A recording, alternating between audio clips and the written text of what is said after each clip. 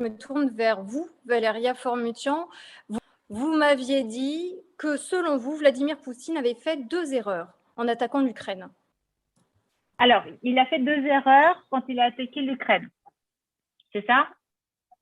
Est-ce que tout le monde m'entend? Parce qu'il ne faut pas que... Voilà. Exactement. Il a... en attaquant l'Ukraine, il a certes mis l'Ukraine à genoux. Mais l'Ukraine bénéficie d'un soutien indéfectible de l'Occident et quoi qu'il arrive, l'Ukraine se relèvera parce qu'on a vu à quel point les Ukrainiens étaient déterminés.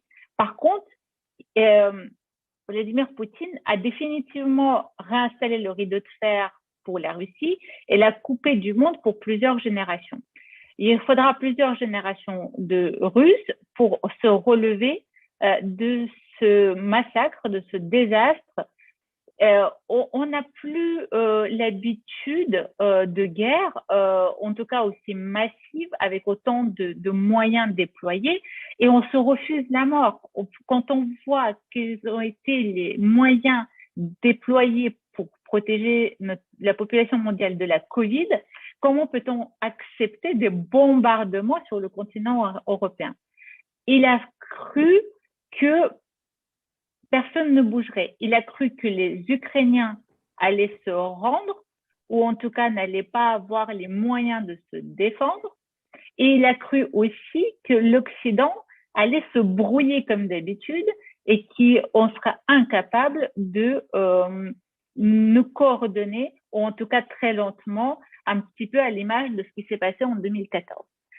La problématique pour lui aujourd'hui, c'est que les Ukrainiens se débattent comme des beaux diables et que malgré le fait que leur aviation a été clouée au sol, ils sont performants au sol et en même temps que l'Occident, en tout cas l'Union européenne, a réussi à se coordonner en moins de 48 heures et prendre des décisions exceptionnelles et des décisions extrêmement fortes qui n'ont pas de précédent. D'une part, les sanctions, et les sanctions fortes, malgré le fait que la Russie soit un interlocuteur important, notamment sur les énergies avec l'Union européenne. Des décisions à livrer des armes au nom de l'Union européenne à l'Ukraine qui n'en fait pas partie. La décision, et on l'a su plus récemment à travers les déclarations de Madame la présidente von der Leyen, que l'Ukraine fait partie intégrante de l'Europe et qu'elle doit y avoir sa place. Donc, et puis, il nous a créé un ennemi. Si l'Europe n'avait pas de défense propre jusque-là, c'est parce que depuis de nombreuses années, elle n'avait plus d'ennemis. Et il a réussi, en tout cas, à nous mettre d'accord et faire investir l'Allemagne des sommes colossales dans leur défense, ce qu'ils n'avaient plus fait depuis des dizaines d'années. Donc, c'est des erreurs stratégiques. Est-ce que ça a été pris en considération au moment de la prise de décision ou pas?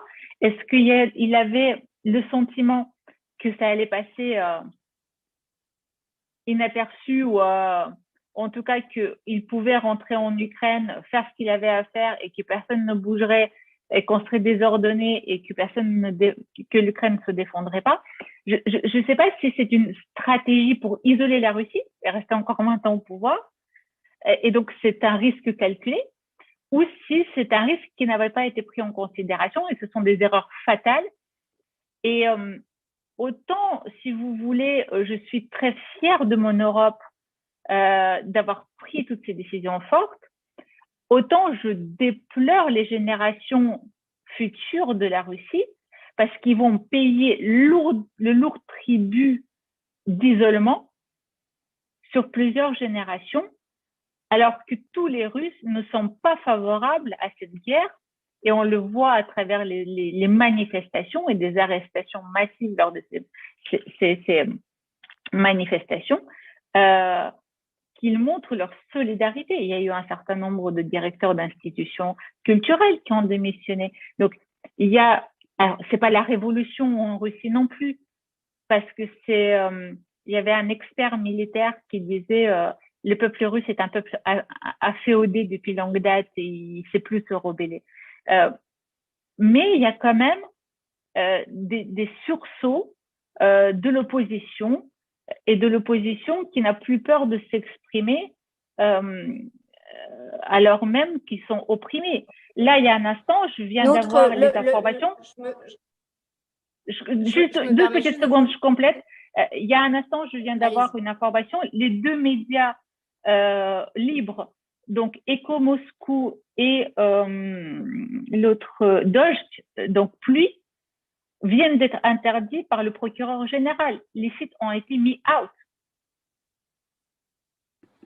Cette guerre de l'information, d'ailleurs, nous pourrions en discuter lors d'une autre table ronde. Comme vous le voyez, il y a des dizaines et des dizaines de sujets qu'on pourrait aborder autour de cette crise. Pour conclure, avant de prendre quelques questions, je vais encore passer la parole à Yves Bourdillon et à Jean-Daniel Lévy. Yves Bourdillon, peut-être que vous pourriez nous faire un point, selon vous, sur l'avenir de l'OTAN, qu'on donnait mort il y a quelques mois encore et qui aujourd'hui semble plus vivant que jamais. Comment vous voyez son rôle dans les prochains mois ?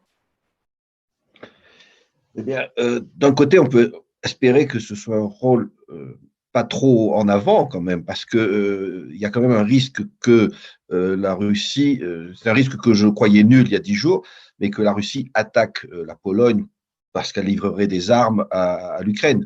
Donc, espérons quand même qu'il n'y ait pas d'escalade obligeant l'OTAN à se défendre face à une puissance nucléaire, et donc ça violerait le tabou fondamental de la guerre froide, qui est que jamais un soldat d'une puissance nucléaire ne doit avoir en ligne de mire un soldat d'une autre puissance nucléaire.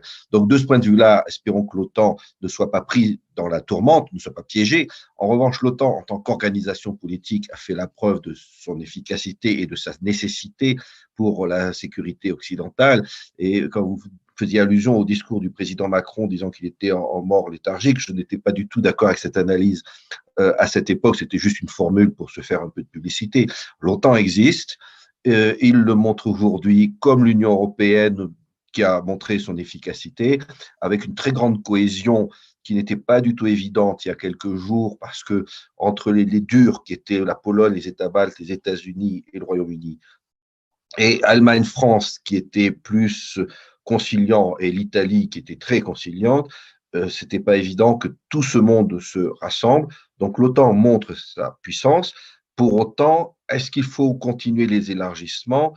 C'est une question compliquée parce que effectivement, l'Ukraine aujourd'hui étant attaquée parce qu'elle a fait une demande d'adhésion à l'OTAN, qu'est-ce qu'il faut faire? Ça, c'est une question qui reviendra sur le tapis à la fin du conflit, que j'espère pas dans quelques années. Alors, je rebondis juste sur ce point que vous venez d'aborder, puisque c'est une quand même des informations de la journée. L'Ukraine a donc demandé une adhésion immédiate à l'Union européenne et le Parlement a voté cet après-midi une résolution permettant à l'Ukraine d'être candidat. Mais soyons honnêtes, il n'existe pas actuellement dans l'arsenal législatif européen une loi qui permette à un État d'intégrer directement l'Europe. Ça va prendre des années. Oui, c'est juste une posture politique, c'est-à-dire c'est un symbole par lequel l'Ukraine signifie à la Russie, tu veux m'empêcher d'aller vers l'Ouest, tu m'envahis, et bien ce que tu gagnes, c'est que je vais aller vers l'Est encore plus vite.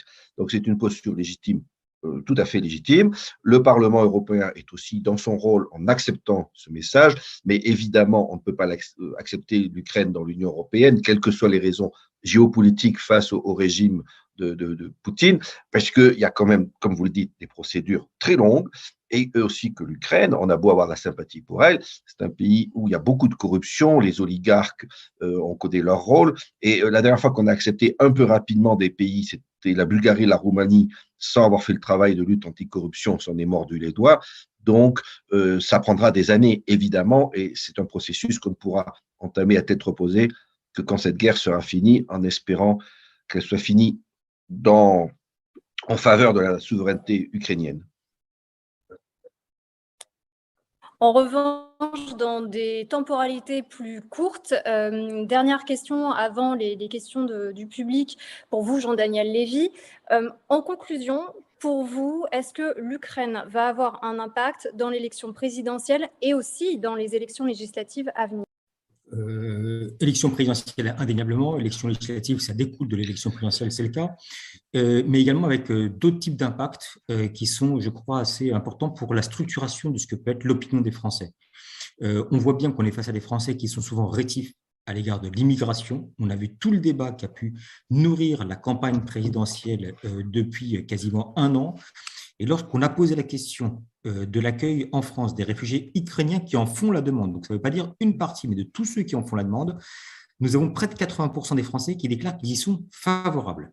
Et ça traverse tous les électorats. Donc, on voit bien en fait que derrière la question de l'immigration se posent également d'autres types de questions et que derrière le principe de solidarité qui est exprimé de la part des citoyens à l'égard de l'Ukraine, ça n'est pas uniquement une solidarité de façade, c'est également une solidarité qui est indiquée de leur part en disant nous sommes prêts ou nous pensons qu'il fait partie du rôle de la France de les accueillir. Et le deuxième aspect, alors qu'on est face à des Français qui sont souvent un peu inquiets à l'égard des risques, des tensions et d'une possibilité du conflit qui s'étende en dehors du simple territoire entre la Russie et surtout évidemment l'Ukraine.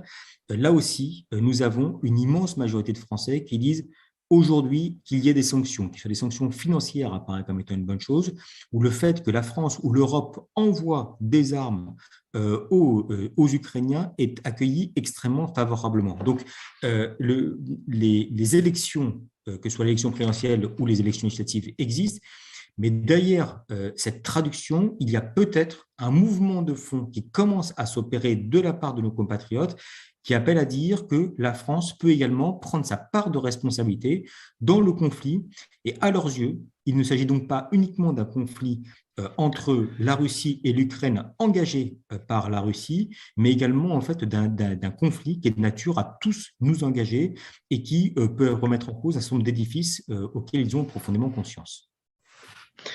Alexia, est-ce que vous m'autorisez à revenir très brièvement sur un petit point à propos de ce qui a été évoqué sur la situation militaire avec le scénario géorgien ou syrien? Il y a aussi le scénario afghan qu'on peut évoquer. Je voudrais rappeler deux choses. C'est que ça fait 8 jours. Ou vietnamien également. Oui, par exemple, en effet, donc guérilla urbaine infinie. Je veux rappeler que ça fait depuis vendredi matin qu'on dit que Kiev va tomber dans les heures qui viennent et Kiev tient toujours. Donc, ça montre que, certes, la Russie a la puissance de feu, a la maîtrise du ciel, mais une guerre se gagne toujours au sol avec des divisions qui tiennent le territoire. On ne peut pas gagner une guerre uniquement par les avions. Et cette guerre, ça veut dire au sol, des hommes seuls avec leur peur et leurs fusils. Et de ce point de vue-là, il y a effectivement des Ukrainiens qui se battent comme des lions pour leur pays face à des soldats russes qui, pour la plupart, ont l'air quand même de se demander ce qu'ils font là, parce que notamment, ils attaquent un peuple frère. Les Ukrainiens sont un peuple frère dans le discours russe, et donc, ne pas exclure des désertions qui pourraient… la guerre n'est pas encore perdue pour l'Ukraine, malgré la disproportion de force. On va le voir dans les jours qui viennent. Alors sur cette note d'espoir, je vous propose de prendre quelques questions. J'en ai notamment relevé une de la part de Juliette Picard qui demande si les Russes peuvent se révolter contre Vladimir Poutine. Est-ce que cela est possible dans un futur proche? Yves Bertoncini, est-ce que vous voulez répondre à cette question? Je peux tenter. Merci pour la question. Yves Bertoncini, est-ce que vous m'entendez? Oui, je vous entends. Et vous? Je vais de l'avant, sauf objection. Alors, quels Russes peuvent se révolter? Il y a des Russes qui ont dit qu'ils n'étaient pas d'accord, qui ont manifesté dans les rues, qui ont été enfermés. Il y a des Russes qui démissionnent de manière assez spectaculaire. Ça, c'est plus l'élite russe. Je crois qu'il y a aussi dans l'entourage immédiat de Vladimir Poutine des Russes qui pourraient, notamment les oligarques, parce que les sanctions économiques et financières portent leurs fruits, des éléments de l'élite politique russe qui voient bien que leur pays est totalement mis au ban de la communauté internationale. Eux, oui, ils pourraient se révolter contre Vladimir Poutine. Donc, peut-être la combinaison de tout ça peut faire en sorte, peut-être certains militaires aussi qui ont l'impression, pas forcément la troupe, hein, mais des gradés, qu'on les a envoyés au casse-pipe sur la base de renseignements erronés, sous-estimation. Voilà, bon. Pourquoi pas? Tout ça, c'est quand même une course contre la montre entre ce qui se passe sur le terrain militaire. Vous avez évoqué, on a commencé ce débat avec la tour de la télévision de Kiev, je vais dire Kiev, selon les conseils de Madame la députée. Mais c'est vrai que c'est symbolique. Parlons comme les Ukrainiens. Elle est en feu, cette tour de la télévision. Tout le monde s'en va. L'ambassade de France est en train d'être évacuée. C'est quand même pas des nouvelles qui sont de nature à être rassurantes sur le sort de ce pays. Voilà. Donc j'espère me tromper en disant cela. Il y a donc une course contre la montre entre ce qui se passe sur le terrain militaire, où les Russes ont des difficultés qu'ils n'avaient pas anticipées, puisque vous évoquez, je dirais, ce qui se passe en Russie et les remontées qui pourraient se faire contre l'aventure folle de Vladimir Poutine, qui a à la fois présumé de ses forces et qui s'est trompé d'époque. Voilà. Donc ça, c'est la prochaine semaine qui nous dira dans quelle direction le balancier va évoluer.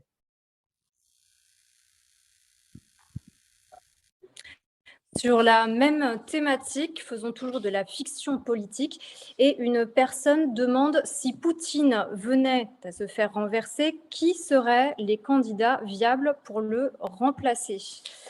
Yves Bourdillon, est-ce que vous voulez essayer de répondre à cette question? Difficile parce que d'abord, le renversement par révolution, je n'y crois pas du tout parce qu'effectivement, la majorité des Russes sont derrière Poutine, quoi qu'il fasse, même s'ils sont embarrassés et très perturbés. Il y a quand même des inconditionnels de Poutine et puis il y a aussi des gens qui ne sont pas prêts à prendre le risque de se faire trouer la peau pour renverser le pouvoir. Alors, en revanche, on peut imaginer que ses proches le neutralisent, une révolution de palais en quelque sorte, ou un accident et il tombe dans l'escalier, on va dire. Mais je ne vois pas très bien qui prendrait alors le pouvoir parce qu'il n'y a pas de grande figure qui émerge. On a vu l'autre jour les 15 membres du Conseil de sécurité, ils ressemblaient à des petits garçons totalement paniqués devant lui. Donc, il n'y a pas un leader fort qui pourrait s'imposer comme une alternative. Tous, d'ailleurs, ont voté la reconnaissance donc, ils sont mouillés dans cette aventure puisqu'ils ont approuvé la reconnaissance du Donbass. Donc, je ne pense pas que Lavrov a le courage de trahir celui qui est quand même, dont il est un des plus proches collaborateurs depuis 20 ans, ni Shoigu, qui est le ministre de la Défense et qui, lui, est un jusqu'au-boutiste. Donc, effectivement, il y aurait un vide politique. Ça ne veut pas dire que ça ne va pas arriver. C'est très difficile à imaginer parce que ceux qui font la révolution de palais, ils risquent leur peau.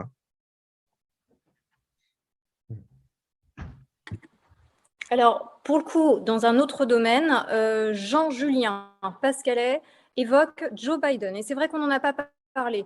On a parlé de l'Union européenne, mais on n'a pas parlé des États-Unis. Alors, peut-être, Yves Bourdillon, encore pour vous cette question, mais est-ce qu'aujourd'hui, on peut avoir confiance dans Joe Biden? N'oublions pas que Joe Biden, c'est quand même la personne qui a négocié en secret des sous-marins avec l'Australie. Est-ce que c'est un allié fiable dans cette crise? Oui, ça peut vous surprendre parce que effectivement, bon, il nous a fait un petit coup assez ignoble, mais bon, la géopolitique, ça peut être ça aussi. Et puis, il est vrai qu'il était ridiculisé par le retrait, le fiasco afghan, ce qui d'ailleurs a contribué sans doute à l'analyse de Poutine que les Occidentaux, finalement, il n'y avait personne en face de lui. Et là, il faut reconnaître que c'est le taulier. On ne l'entend pas énormément, mais c'est quand même lui qui a mobilisé les Occidentaux autour de lui, qui fournit une aide militaire précieuse, les armes, les missiles Javelin contre les chars. Il y a un pont aérien de B-52 depuis début janvier qui apporte des tonnes et des tonnes d'armes et de munitions. Donc oui, on peut compter sur lui, même s'il ne fait pas des déclarations tapageuses. Il a quand même eu des déclarations fermes et claires sur l'agression de Poutine. Et il se confirme avec Boris Johnson aussi, qui a organisé aussi un pont aérien. Moi, j'étais à Kiev en novembre, et les dirigeants ukrainiens que je rencontrais me disaient on a 3 alliés, c'est les États-Unis, le Royaume-Uni et la Turquie. Et la France et l'Allemagne, et ils disaient il n'y a pas de phrase plus inquiétante que de dire il faut négocier avec un accent français ou allemand. Donc ça vous montre quand même, vu de l'Ukraine, c'était ces pays-là qui comptaient, et c'est ces pays-là actuellement qui fédèrent les Occidentaux.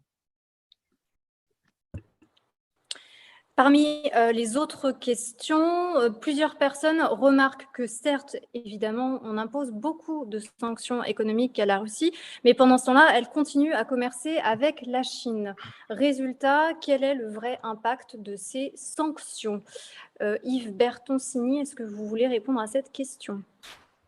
Oui, ben, l'impact, il va se faire sentir progressivement.